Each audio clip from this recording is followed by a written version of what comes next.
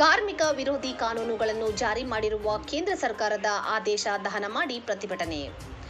4 ಕಾರ್ಮಿಕ ಸಂಹಿತೆಗಳನ್ನು ಜಾರಿ ಮಾಡಿರುವ ಕೇಂದ್ರದ ಮೋದಿ ಸರ್ಕಾರ ಯಾರ ಜೊತೆಯೂ ಚರ್ಚಿಸದೆ ಅಧಿಸೂಚನೆಗೆ ಆಕ್ಷೇಪಣೆಯೂ ಕೇಳದೆ ಕಾನೂನುಗಳನ್ನು ಜಾರಿ ಮಾಡಿ ದುಡಿಯುವ ಜನರಿಗೆ ಕೇಂದ್ರ ಸರ್ಕಾರ ದ್ರೋಹ ಬಗೆದಿದೆ ಎಂದು ಸಿಐಟಿಯುನ ಜಿಲ್ಲಾ ಕಾರ್ಯದರ್ಶಿ ಜಿಎಂ ಜೈನೇಖಾನ್ ಕೇಂದ್ರ ಸರ್ಕಾರದ ನೀತಿಯನ್ನು ಖಂಡಿಸಿದರು. ಬೆಳಗಾವಿ ಜಿಲ್ಲೆ ರಾಮದುರ್ಗ ಪಟ್ಟಣದ ಎಪಿಜೆ ಅಬ್ದುಲ್ ಕಲಾಂ ವೃತ್ತದ ಹತ್ತಿರ ನಡೆದ ಪ್ರತಿಭಟನಾ ಸಿಐಟಿಯು ನೇತೃತ್ವದ ಕಾರ್ಯಕ್ರಮದಲ್ಲಿ ಆದೇಶದ ಪ್ರತಿಗಳನ್ನು ದಹನ ಮಾಡಿ ಆಕ್ರೋಶ ವ್ಯಕ್ತಪಡಿಸಿದರು. ಕೇಂದ್ರ ಸರ್ಕಾರ 2019ರಲ್ಲಿಯೇ ಈ ಹೊಸ ಕಾರ್ಮಿಕ ಸಂಹಿತೆಗಳನ್ನು ತರಲು ಮುಂದಾಗಿತ್ತು. ದೇಶದಲ್ಲಿ ಕಾರ್ಮಿಕರ ವಿರೋಧಗಳು, ಪ್ರತಿಭಟನೆಗಳು ತೀವ್ರವಾದ ಹಿನ್ನೆಲೆಯಲ್ಲಿ ಕೇಂದ್ರ ಸರ್ಕಾರಕ್ಕೆ ಜಾರಿ ಮಾಡಲು ಆಗಿರಲಿಲ್ಲ. ಇತ್ತೀಚೆಗೆ ನಡೆದ ಬಿಹಾರ ಚುನಾವಣೆ, ಮೊನ್ನೆ ನಡೆದ 5 ರಾಜ್ಯಗಳ ಚುನಾವಣೆಗಳಲ್ಲಿ ಬಿಜೆಪಿ ವಿಜಯ ಸಿದ್ದಿದ್ದರ ಅಹಂನಲ್ಲಿ ಈ ಹೊಸ 4 ಕಾರ್ಮಿಕ ಸಂಹಿತೆಗಳನ್ನು ಜಾರಿ ಮಾಡಿ ಕಾರ್ಮಿಕರಿಗೆ ಸಿಗುವ ಸೌಲಭ್ಯಗಳನ್ನು ಕಸಿದುಕೊಂಡು ಈ ದೇಶದ ಬಂಡವಾಳಶಾಹಿಗಳ ಜೇಬು ತುಂಬಲು ಹೊರಟಿದೆ ಎಂದು ಜೈನೇಖಾನ್ ಕೇಂದ್ರ ಸರ್ಕಾರದ ಕಾರ್ಮಿಕ ವಿರೋಧಿ ನೀತಿಯನ್ನು ಖಂಡಿಸಿದರು. ಹಠಮಾರಿ ಕೇಂದ್ರ ಸರ್ಕಾರ ಕಾರ್ಮಿಕರ ಬವಣೆ ಕೇಳದೆ, ಪ್ರತಿಭಟನೆಗೂ ಕಿವಿಗೊಡದೆ, ಮನವಿಗಳಿಗೂ ಸ್ಪಂದಿಸದೆ ಬಂಡವಾಳಶಾಹಿಗಳ ಪರವಾಗಿ ಕೆಲಸ ಮಾಡುತ್ತಿರುವುದು ಖೇದಕರ ಸಂಗತಿ ಎಂದು ಕಾರ್ಮಿಕ ಮುಖಂಡ ನಾಗಪ್ಪ ಸಂಗೊಳ್ಳಿ ವಿಷಾದ ವ್ಯಕ್ತಪಡಿಸಿದರು. ಕೇಂದ್ರ ಸರ್ಕಾರ ಜಾರಿ ಮಾಡಿರುವ 4 ಸಂಹಿತೆಗಳ ಅಧಿಸೂಚನೆಯ ಆದೇಶ ಪ್ರತಿಗಳನ್ನು ದಹನ ಮಾಡುವ ಮೂಲಕ ಕಾರ್ಯಕ್ರಮದಲ್ಲಿ ಧನಲಕ್ಷ್ಮಿ ಸಕ್ಕರೆ ಕಾರ್ಖಾನೆ ಕಾರ್ಮಿಕ ಸಂಘದ ಮುಖಂಡರಾದ ಕೃಷ್ಣ ಹೊಸೂರ್, ಮಹಾಂತೇಶ್ ಪಾಶ್ಚಾಪುರ, ಅಂಗನವಾಡಿ ನೌಕರರ ಸಂಘದ ಮುಖಂಡರಾದ ವಿಜಯಲಕ್ಷ್ಮಿ ಸಿದ್ದಿಭಾವಿ, ರೇಖಾ ಪಟ್ಟಿಹಾಳ್, ಬೋರವ್ವ ತೆಕ್ಕಿ, ಕಟ್ಟಡ ಕಾರ್ಮಿಕರ ಸಂಘದ ಮಾರುತಿ ಮುದಗುರಿ, ಬಾಳಪ್ಪ ಕಿಟದಾಳ್ ಮತ್ತು ಅಕ್ಷರ ದಾಸೋಹ ನೌಕರರ ಸಂಘದ ತುಳಸಮ್ಮ ಮಾಳದ್ಕರ್, ರಾಚಮ್ಮ ರಾಮದುರ್ಗ ಮತ್ತು ಚೆನ್ನಮ್ಮ ಕಪಾಲಿ ಮುಂತಾದವರು ಭಾಗವಹಿಸಿದ್ದರು. ಕಾರ್ಮಿಕರ ಹೊಟ್ಟೆ ಮೇಲೆ ಕಾಲು ಕೊಡುವಂಥ ಒಂದು ಏನು ಕಾಯ್ದೆಗಳನ್ನು ತಗೊಂಡ್ಬಂದಾರೆ, ಆ ಕಾಯ್ದೆಗಳು ನಮಗೆ ಬೇಡ ಅಂತೇಳಿ ಈಗಾಗಲೇ ನಿಮ್ಗೆ ಗೊತ್ತೈತಿ. ಫೆಬ್ರವರಿ 12ನೇ ತಾರೀಕಿಗೆ ನಾವು ಒಂದು ದೊಡ್ಡ ಪ್ರಮಾಣದಲ್ಲಿ ಚಳವಳಿ ಮಾಡಿ ಎಲ್ಲ ಭಾರತ ದೇಶದಲ್ಲಿ ಎಲ್ಲ ಕಡೆಯೂ ಚಳವಳಿ ಮಾಡಿ ಅದಕ್ಕೆ ಕಾನೂನುಗಳನ್ನು ನೀವು ಜಾರಿಗೆ ತೊಗೊಂಬರಬಾರ್ದು ಅಂಥೇಳಿ ಒಂದು ಹೋರಾಟವನ್ನು ಮಾಡಿದ್ದು ನಿಮಗೆಲ್ಲ ಗೊತ್ತೈತಿ. ಆಮೇಲೆ ಅದೇ ರೀತಿಯಲ್ಲಿ ಪಾರ್ಲಿಮೆಂಟ್ನಲ್ಲಿಯೂ ಸಹ ಅದರ ವಿರೋಧವಾಗಿ ನಮ್ಮವರು ಸ್ವಲ್ಪ ಕೆಲವು ಜನ ಮಾತಾಡಿದ್ರು.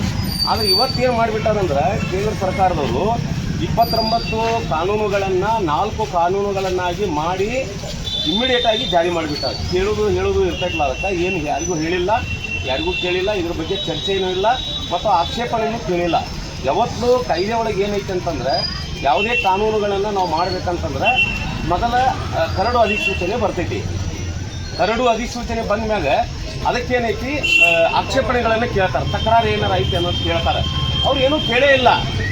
ಮೋದಿ ಸರ್ಕಾರ ಏನೂ ಕೇಳಿಲ್ಲ, ಆಕ್ಷೇಪಣೆ ಕೇಳಿಲ್ಲ, ಏನೂ ಕೇಳಿಲ್ಲ. ಅಂದರೆ ಯಾವುದೇ ರೀತಿಯಿಂದ ಕೇಳದೆ ಇವತ್ತೇನೈತಿ ಮಾಲೀಕರ ಪರವಾಗಿರುವಂಥ, ಅಂದರೆ ಮಾಲೀಕರ ಜೇಬು ತುಂಬುವಂಥ ಕಾರ್ಮಿಕ ಕಾನೂನುಗಳನ್ನು ತೊಗೊಂಡ್ಬಂದು ಇವತ್ತು ಕಾರ್ಮಿಕರಿಗೆ ಸಿಗುವಂಥ ಸೌಲಭ್ಯಗಳನ್ನು ಇವತ್ತು ಕಡಿತ ಮಾಡಿ ಇವತ್ತು ಮಾಲೀಕರ ಪರವಾಗಿ ನಿಲ್ಲುವಂಥ ಒಂದು ಕುತಂತ್ರ ಕೇಂದ್ರ ಸರ್ಕಾರ ಮಾಡೋಕ್ಕೆ ಒಂದು ಕೈಗಾರಿಕಾ ಕಾಯ್ದೆಯನ್ನು ಅವರು ಬದಲಾವಣೆ ಮಾಡ್ಯಾರ. ಕೈಗಾರಿಕಾ ಕಾಯ್ದೆ ಬದಲಾವಣೆ ಅಂತಂದರೆ ಏನು ಒಂದು ಕಡೆ 11 ಜನ ಕಾರ್ಮಿಕರಿದ್ರೆ ಅಲ್ಲಿ ಕಾರ್ಮಿಕ ಕಾನೂನುಗಳು ಲಾಗೂ ಆಗ್ತಿದ್ದು, ಈಗ ಅದನ್ನು ಏನು ಮಾಡ್ಯಾರ 37 ಜನ ಅಂತ ಮಾಡ್ಯಾರ.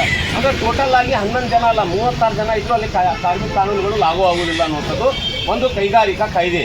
ಇನ್ನೊಂದು ಮಿನಿಮಮ್ ವೇಜ್ ಅಂದರೆ ಕನಿಷ್ಠ ವೇತನ ಕಾಯ್ದೆ ನಮ್ಗೇನೈತಲ್ಲ, ಕನಿಷ್ಠ ವೇತನ ಕಾಯ್ದೆಗೂ ಸಹ ಇವತ್ತೇನೈತಿ ತಳಮಟ್ಟದ ವೇತನ ಅಂತನ್ನುವಂಥದ್ದು ಮಾಡಿ ಕಡಿಮೆ ವೇತನದಲ್ಲಿ ದುಡಿಸ್ಕೋಬಹುದು ಅನ್ನುವಂಥ ಒಂದು ಮಾಲೀಕರ ಪರವಾಗಿ ಇರುವಂಥ ಒಂದು ಅಧಿಸೂಚನೆಯನ್ನು ತೊಗೊಂಬಂದಾರ.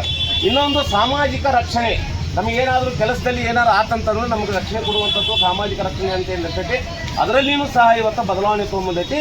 ಮತ್ತು ನಾವು ರಿಟೈರ್ಡ್ ಆದಮೇಲೆ ಅಥವಾ ತೀರ್ಕೊಂಡ್ರೆ ನಮಗೆ ಗ್ರ್ಯಾಚ್ಯುಟಿ ಅಂತ ಸಿಗ್ತೈತಿ. ಆ ಗ್ರ್ಯಾಚ್ಯುಟಿ ಬೋನಸ್ ಕಾಯ್ದೆಗಳನ್ನು ಸಹ ಇವತ್ತು ಬದಲಾವಣೆ ಮಾಡ್ಯಾರ. ಅಂದರೆ ಈ ಟೋಟಲ್ ಆಗಿ 4 ಸಂಹಿತೆಗಳು ನೀನೆಲ್ಲ ಪೇಪರ್ನಾಗ ನೀವು ನೋಡಿರ್ಬೇಕು. ಪೇಪರ್ನಾಗ ಭಾಳ ಚಲೋ ಕೊಟ್ಟಾರವರು, ಕಾರ್ಮಿಕರ ಪರವಾಗಿರುವಂಥ ಕಾಯ್ದೆಗಳನ್ನು ತೊಗೊಂಬಂದಾರ ಅಂತೇಳಿ. ಅದರ ಒಳಗೆ ಹೊಕ್ಕು ನಾವು ಎಲ್ಲ ಅದನ್ನು ಓದಿದ್ದೀವಿ ಅಂತಂದ್ರೆ ಇದು ಕಾರ್ಮಿಕರ ಪರವಾಗಿ ಇರುವಂಥ ಕಾಯ್ದೆಗಳು ಅಲ್ಲ ಅನ್ನುವಂಥದ್ದು ನಮ್ಗೆ ಅರ್ಥ ಆಗಬೇಕು. ಅದಕ್ಕೇನೈತಿ, ಇಡೀ ಇವತ್ತು ಕರ್ನಾಟಕ ರಾಜ್ಯದಲ್ಲಿ ನಾವೇನು ಹೇಳಕತ್ತೀವಿ, ಕೇಂದ್ರ ಸರ್ಕಾರ ಜಾರಿ ಮಾಡೈತಿ, ನೀವು ರಾಜ್ಯ ಸರ್ಕಾರದವ್ರು ಏನೈತಲ್ಲ ಈ ಕೇಂದ್ರ ಸರ್ಕಾರ ತಂದಿರುವಂಥ 4 ಕಾರ್ಮಿಕ ಕಾನೂನುಗಳನ್ನು ನೀವು ನಮ್ಮ ರಾಜ್ಯದಲ್ಲಿ ಜಾರಿ ಮಾಡಬಾರ್ದು ಅನ್ನುವಂಥ ನಿಟ್ಟಿನಲ್ಲಿ ನಾವು ಇವತ್ತೇನೈತಿ ಈ ಒಂದು ಅಧಿಸೂಚನೆಗಳನ್ನು ಇವತ್ತು ದಹನ ಮಾಡಿ ನಮ್ಮ ಆಕ್ರೋಶವನ್ನು ನಾವು ವ್ಯಕ್ತಪಡಿಸಾಕತ್ತೀವಿ. ರಾಜ್ಯ ಸರ್ಕಾರಕ್ಕೆ ನಾವು ಎಚ್ಚರಿಕೆ ಕೊಡಾಕತ್ತೀವಿ. ದಯವಿಟ್ಟು ಕೇಂದ್ರ ಸರ್ಕಾರ ತಂದಿರುವಂಥ 4 ಕಾರ್ಮಿಕ ಕಾನೂನುಗಳನ್ನು ನೀವು ಜಾರಿಗೆ ತಗೊಂಡ್ಬರಬಾರ್ದು ಅನ್ನುವಂಥ ನಿಟ್ಟಿನಲ್ಲಿ ಎಲ್ಲ ಕಾರ್ಮಿಕರು ಆಕ್ರೋಶದಿಂದ ಕೇಂದ್ರ ಸರ್ಕಾರದ ಈ ಒಂದು ಅಧಿಸೂಚನೆಗಳನ್ನು ಸುಡುವಂಥ ಒಂದು ಕಾರ್ಯಕ್ರಮವನ್ನು ನಾವು ಮಾಡಾಕತ್ತೀವಿ ಅಂತೇಳಿ ನನ್ನ ಮಾತು.